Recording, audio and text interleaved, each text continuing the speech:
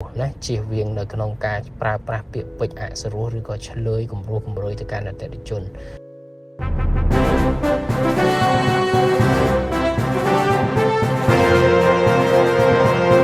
សេវាអតិថិជនគឺដើរតួនាទីយ៉ាងសំខាន់ដែលយើងត្រូវតែយកចិត្តទុកដាក់ខ្វាយខ្វល់ហើយនឹង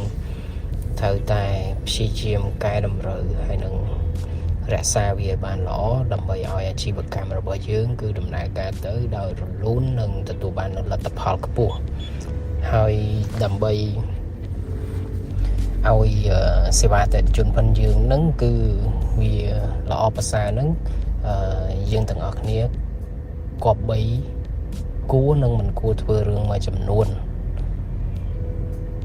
ដើម្បីបញ្ជៀសនៅបញ្ហាផ្សេងហើយនឹងធ្វើឲ្យប៉ះពាល់ទៅដល់សេវាអតិថិជនរបស់យើងក៏ដូចជាធ្វើឲ្យប៉ះពាល់ទៅដល់ផ្លូវអារម្មណ៍របស់អតិថិជនដែលគាត់ទទួលបាននៅបទពិសោធន៍ដែលមិនល្អនៅពេលដែលគាត់ប្រើប្រាស់ឬក៏ក្រោយការប្រើប្រាស់សេវាកម្មឬក៏ផលិតផលរបស់យើងអញ្ចឹងក៏បីគួរធ្វើរឿងអីគេខ្លះនិងមិនគួរធ្វើអីខ្លះសូមសន្តាប់ហើយនឹងធ្វើការត្រូវរៀបពិចារណាហើយនឹងសម្រេចចិត្តនៅក្នុងការអនុវត្តឬក៏អត់ទៅតាមការគួរទី1នៅពេលណាដែលអតិថិជនគាត់អញ្ជើញមកដល់ទីតាំងហាងឬក៏ក្រុមហ៊ុនរបស់យើងក៏បីគួរតែមានបុគ្គលិកគាត់ចាំទទួលស្វាគមន៍ហើយនឹងផ្ដល់នៅព័ត៌មានផ្សេងជូនទៅដល់គាត់ដោយការយកចិត្តទុកដាក់ហើយនឹងមានស្នាមញញឹមជៀសវាងមានបុគ្គលិកដែលគាត់បង្ងើយកតើយហើយនឹងបុគ្គលិកដែលគាត់អត់ខ្វាយខ្វល់អត់ឈឺឆ្អាលក៏ដូចជាមានបុគ្គលិកដែលគេហៅថាមុខ stone face មានន័យថាមុខថ្មបាទឬក៏ភាសាខ្មែរយើងទូទៅដែលគេចំណាំនិយាយថាមុខងាប់អញ្ចឹងកុំឲ្យមានបុគ្គលិកប្រភេទហ្នឹងដើម្បីមកទទួលស្វាគមន៍ទៅដល់អតិថិជនពីព្រោះថាវាអាចនឹងមិនផ្ដល់លៀបវាទៅជាផ្ដល់គ្រោះត្រឡប់មកវិញធ្វើឲ្យអតិថិជនអត់សប្បាយចិត្តធ្វើឲ្យអតិថិជនមិនពេញចិត្តអញ្ចឹងគឺធ្វើឲ្យយើងបាត់បង់នៅអតិថិជនទី2កុំឲ្យអតិថិជនរងចាំយូរឧទាហរណ៍ថាអតិថិជនចូលមកដល់ក្នុងហាងហើយគាត់នឹងអង្គុយប៉ុន្តែអត់មានបុគ្គលិកណាមកទទួលស្វាគមន៍ហើយនឹងសួរនាំគាត់ទេទុកអតិថិជនចោលពីព្រោះមានកន្លែងមួយចំនួនគឺមានរឿងនឹងកើតឡើងគេអត់មានខ្វាយខ្វល់គេអត់មានឈឺឆ្អាលគេអត់មានមកសួរគេអត់មកនាំគេអត់មកស្វាគមន៍អីទាំងអស់និយាយរួមទៅគឺទុកអតិថិជនចោលតែម្ដងដល់ពេលអញ្ចឹងមានអតិថិជនខ្លះគាត់ក៏អត់សប្បាយចិត្តអញ្ចឹងទៅព្រោះគេអត់ខ្វាយខ្វល់ពីគាត់គេអត់មកសួរនាំគាត់អញ្ចឹងក៏គាត់ដើរចេញត្រឡប់ទៅវិញអញ្ចឹងទៅអញ្ចឹងអ្នកដែលខាតបង់គឺក្រុមហ៊ុនឬក៏ហាងផ្ទាល់តែម្ដងអញ្ចឹងគឺកុំឲ្យមានបញ្ហានឹងវាកើតឡើងពេលណាអតិថិជនចូលមកដល់ផ្ទះត្រូវមានអ្នកសួរនាំមានអ្នកផ្ដល់សេវាកម្មជូនទៅគាត់ហើយបើក្នុងករណីថាយើងរវល់អញ្ចឹងទៅគឺយើងអាច say sorry ទៅកាន់គាត់បាទអធិស្ឋានទៅគាត់ឲ្យគាត់រងចាំតិចសិនអញ្ចឹងទៅណាបាទនិយាយរួមទៅគឺធ្វើយ៉ាងម៉េចក៏ដោយគឺឲ្យមានការទំនាក់ទំនងរវាងអតិថិជននិងផ្ដល់ព័ត៌មានទៅគាត់ជៀសវាងទុកគាត់ចោលដោយមិនខ្វាយខ្វល់ទី3គឺផ្ដល់សេវាកម្មត្រជាក់ចិត្តជូនទៅដល់អតិថិជនគ្រប់គ្នាស្មើគ្នាកុំផ្ដល់ទៅតាមអារម្មណ៍ទី1ទី2ផ្ដល់ទៅលើរូបរាងការស្លៀកពាក់ឬក៏សម្ភារៈដែលអតិថិជនប្រើប្រាស់ពីព្រោះមានកន្លែងមួយចំនួនគឺគាត់មើលទៅតាមរូបរាងពណ៌សម្បុរហើយនឹងសម្ភារៈប្រើប្រាស់របស់អតិថិជនអញ្ចឹងណាគេដែលគាត់មកទៅគាត់មើលទៅការស្លៀកពាក់ល្អលយឆាយអញ្ចឹងទៅគាត់រៀងយកចិត្តទុកដាក់អញ្ចឹងទៅណាគេមើលទៅអាវខោណាមកជិះម៉ូតូជាអញ្ចឹងទៅគេមិនសូវខ្វាយខ្វល់គេមិនសូវយកចិត្តទុកដាក់អញ្ចឹងការដែលយើងធ្វើបែបហ្នឹងគឺជារឿងមួយដ៏អាក្រក់ហើយគឺជារឿងមួយដែលអត់គួរកើតមានហើយជាក់ស្ដែងគឺជាការផ្ដល់សេវាកម្មមួយគឺអត់ល្អទេអញ្ចឹងគឺមិនថាអតិថិជននឹងមានរូបរាងពណ៌សម្បុរឬក៏ការស្លៀកពាក់ឬក៏ការប្រើប្រាស់សម្ភារៈហ្នឹងយ៉ាងម៉េចក៏ដោយគឺយើងកាតព្វកិច្ចរបស់យើងគឺត្រូវតែផ្ដល់សេវាកម្មស្មើគ្នានឹងល្អជូនទៅដល់ពួកគាត់អញ្ចឹងណាបាទពីព្រោះថាអ្នកដែលគាត់មានការស្លៀកពាក់លយឆាយល្អមានសម្ភារៈឬក៏មាន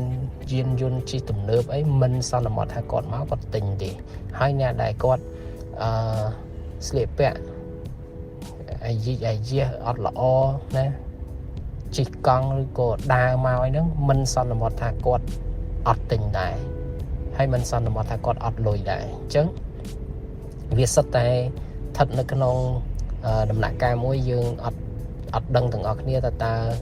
គេទិញឬក៏មិនទិញទេសំខាន់គឺក្នុងនាមយើងជាអ្នកផ្ដល់សេវាកម្មគឺយើងធ្វើឲ្យល្អបំផុតហើយនឹងផ្ដល់តម្លៃជូនទៅដល់ពួកគាត់ហើយពេលខ្លះជួនកាលគាត់អត់ទិញថ្ងៃហ្នឹងគាត់អាចទិញនៅពេលក្រោយអញ្ចឹងទៅហើយមិនថាអ្នកមានឬក៏អ្នកក្រគឺគាត់អាចទិញនិងគាត់អាចមិនទិញដូចគ្នាទេអញ្ចឹងគឺសូមផ្ដល់សេវាកម្មនឹងដោយយកចិត្តទុកដាក់ហើយនឹងដោយល្អបំផុតជូនទៅដល់ពួកគាត់ស្មើគ្នាទី4កុំឆ្លើយតបបដិសេធលឿនពេកបើក្នុងករណីអតិថិជនគាត់សួរឬក៏គាត់ស្វែងរកផលិតផលឬក៏សេវាកម្មអ្វីមួយហើយចៃដន្យអីយើងវាអស់វាអីយើងកុំអាចឆ្លើយបដិសេធលឿនពេកយើងត្រូវស្ដាប់ហើយយើងរកដំណោះស្រាយជូនទៅគាត់វិញឬក៏យើងអាចឲ្យគាត់រងចាំបាទយើងឆែកមើលលម្អិតសិនអញ្ចឹងណាជៀសវាងបដិសេធគ្រប់រាល់សំណួរឬក៏រាល់ការសួរផនគាត់អីផ្សេងធ្វើឲ្យអារម្មណ៍ផនគាត់ក៏អត់សុបាយចិត្តហើយក៏អត់ពេញចិត្តហើយនឹងវាទើសទាល់អញ្ចឹងក៏វាជាចំណុចមួយដែលមិនមែនជាសេវាកម្មល្អហើយតែជនគឺច្បាស់គឺគាត់មិនទទួលបាននៅបទពិសោធន៍ល្អពីការផ្ដល់សេវាកម្មនឹងទេទី5ហាមដាច់ខាតគឺភ្លេចការសន្យាបើសិនបើក្នុងករណីថាយើងបានសន្យាថានឹងផ្ដល់ឬក៏ការឆ្លើយតបអីមួយទៅដល់គាត់ហើយគឺសូមអនុវត្តសូមធ្វើវាកុំឲ្យយើងសន្យាខ្ចល់ណាបាទអញ្ចឹងគឺអតិថិជនខឹងខ្លាំងណាស់បាទបើសិនបើយើងសន្យាគេហើយយើងអត់បានឆ្លើយតបទៅគេវិញអានឹងគឺមិនថាយើងមិនថាគេទេគឺខឹងដល់ក្បាលដល់កតុយហើយអញ្ចឹងបើក្នុងករណីថាអ្នកទាំងអស់គ្នាសន្យាថាឥឡូវម៉ោងប៉ុណ្ណេះថ្ងៃត្រង់យើងនឹងឆ្លើយតបទៅគាត់វិញហើយចៃដន្យអីព័ត៌មានដែលយើងត្រូវឆ្លើយតបទៅគាត់យើងអត់ទាន់មានត្រូវមានព័ត៌មានដែលត្រូវផ្ដល់ឲ្យគាត់ណាអញ្ចឹងអ្នកទាំងអស់គ្នាក៏អាចឆ្លើយ no ទៅគាត់បានដែរប្រាប់ពីចម្លើយ no ទៅគាត់បានណា no ក៏ជាចម្លើយ yes ក៏ជាចម្លើយដែរហើយការរងចាំក៏ជាចម្លើយដែរមានន័យថាយើងខលទៅប្រាប់គាត់វិញទៅថាបងអធិស្ឋានបច្ចុប្បន្នឥឡូវត្រឹមម៉ោងនេះខ្ញុំអត់ទាន់មានព័ត៌មានជូនបងទេប៉ុន្តែបានសន្យាថានឹងផ្ដល់ព័ត៌មានជូនបងឥឡូវខ្ញុំផ្ដល់ប៉ុណ្្នឹងសិនប្រាប់បងហើយយើងនឹងព្យាយាមស្វែងរកចម្លើយបន្ថែមទៀតជូនទៅបងអញ្ចឹងណាពេលណាបានភ្លាមគឺតាក់ទងមកបងវិញភ្លាមអានេះគឺជាអ្វីដែលអតិថិជនគាត់ចង់បានណាខ្ញុំគិតថាអ្នកទាំងអស់គ្នាក្នុងនាមជាអតិថិជនឬក៏ខ្ញុំចង់បានបែបហ្នឹងកុំឲ្យសន្យាប្រាប់ខ្ញុំឲ្យចាំបាត់ណាថ្ងៃហ្នឹងម៉ោងហ្នឹងអត់ឃើញស្អែកអត់ឃើញស្អែកទៀតក៏អត់ឃើញបាទមិនសួរអត់ឆ្លើយអាហ្នឹងមានណាគេចង់បានអញ្ចឹងទេគឺគេចង់បានសេវាកម្មមួយដែលគេផ្ដល់ព័ត៌មានលម្អិតក្បោះក្បាយហើយនឹងតាមការសន្យាដែលយើងសន្យាណាបាទជូនទៅគាត់អញ្ចឹងទោះបីជាចម្លើយក៏អត់បាននៅអ្វីដែលគាត់រំពឹងទុកក៏គាត់សប្បាយចិត្តដែលគាត់ទទួលបាននៅព័ត៌មានដែលគេផ្ដល់ឲ្យដែរទី6ហាមដាច់ខាតគឺធ្វើភ្លេចនៅការសំណូមពររបស់គាត់ណាអង់គ្លេសគេថា ignore complaint ណាអត់ខ្វល់ complaint ហ្នឹងមិនមែនម៉ែអីខ្ញុំទេអញ្ចឹងអត់ខ្វល់អញ្ចឹងអត់ទេបើសិនបើគេអតិថិជនគាត់ជួបបញ្ហាណាមួយអត់សុបាយចិត្តទេយើងព្យាយាមដោះស្រាយជូនទៅគាត់ហើយបើសិនបើគាត់ប្រាប់ហើយនឹងcomplain ពីបញ្ហាអីមួយយើងត្រូវតែយកចិត្តទុកដាក់នៅក្នុងការស្ដាប់ហើយរកដំណោះស្រាយជូនទៅគាត់កុំឲ្យ ignore កុំឲ្យបង្ងើយកតើយណាបាទហើយអត់ខ្វល់ពីគាត់ណាអញ្ចឹងអាហ្នឹងគឺវាអត់ខុសគ្នាពីយកសាំងយកទៅចាក់នៅលើភ្លើងឯងគឺដុតបន្ថែមឲ្យឆេះអាហ្នឹងគឺខ្លាំងមែនតើអញ្ចឹងគឺយើង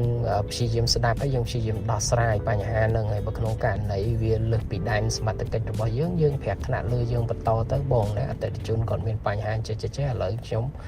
អត់មានលទ្ធភាពឬក៏សមត្ថភាពនៅក្នុងការដោះស្រាយបញ្ហាហ្នឹងទេអញ្ចឹងបងសូមជួយដោះស្រាយបញ្ហាហ្នឹង